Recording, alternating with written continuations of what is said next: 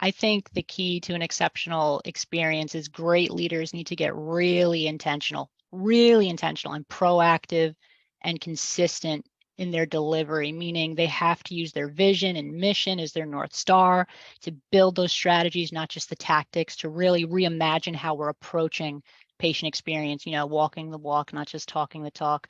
You can't just talk about patient experience to make it real. You have to use your vision to inspire people. People always talk about motivating others, but I firmly believe you can't motivate others. You have to inspire them, and then they have to motivate themselves. And then understand the results and the expectations from your customers, whether they're internal or external. Nick, I can't begin to tell you how often I hear from employees how awful their own experience is. And then you have leadership that expects them to deliver for their customers. And it's like, well, if you're not serving your internal customers, your own employees, how can you expect them to give their all? So of course, that's not going to lead to a good customer experience. So we have to realize that it's human experience at the end of the day. Everybody's impacted, patient facing, patient impacting, everyone you serve.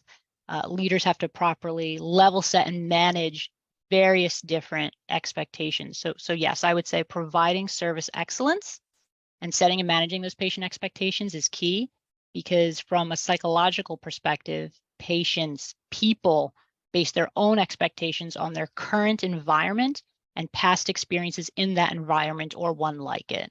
So as an example, Nick, if you go out to eat at a casual dining restaurant and you order boneless buffalo wings, what's your expectation? How long should it take to hit the table? So if I were to answer that, I would say if it was busy, 20 minutes. If it was not busy, 15. You're very nice. That's very nice of you. Most people don't care how busy it is and they want consistency. With that being said, I would agree with you. 15 minutes. And I think, or I would guess, many of your listeners would probably feel the same way. Now, does that mean that me and you and all of your listeners have gone out to eat with each other? No, but we all have similar expectations because we've all been in that environment of casual dining. We've been in it more than once. So it dictates to us how long we should wait for those boneless buffalo wings to hit the table. Now, to your point, if it's busy, as long as you have your 2-for-1 beer or 2-for-1 margarita, you're feeling good, right? So you're willing to wait a little bit longer. But the majority of us have that same expectation, unless someone's never gone out to eat for casual dining, or maybe they're a vegan and they never ordered boneless buffalo wings for an appetizer. I would guess to say that even those people then might not even have an expectation of what to expect. So they'd be a little bit more open. Why? Because if they have been in that environment, and I've said it a million times, but I'll say it again, this is how people create those expectations. They've been in that environment, they've been in it more than once. That restaurant, that business, that healthcare organization has created an expectation that now dictates how the customer should feel and what they should experience in that environment. So if it takes longer than those 20 minutes, you're going to be upset. You're going to be a little hungry and angry. If it takes under that 15 minutes, you're elated.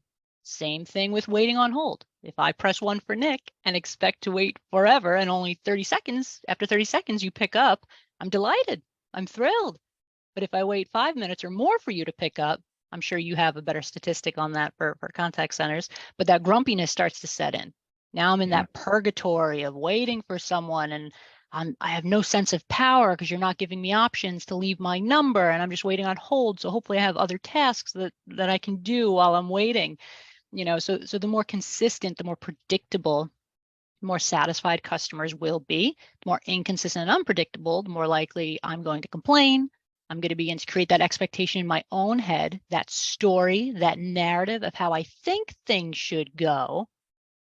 And then it's going to spiral out of control because I'm going to try to validate in my own head, why did I choose this business or product or service to begin with? It's leaving me with this awful feeling, and now I have this awful perception.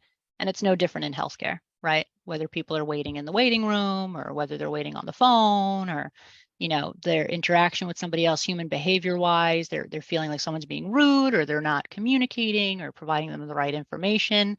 It's all about setting and managing expectations up front, so you don't leave people to their own devices of how things should go, because then at least now they know, okay, this is what I should expect. So I would say that is the key to an exceptional experience.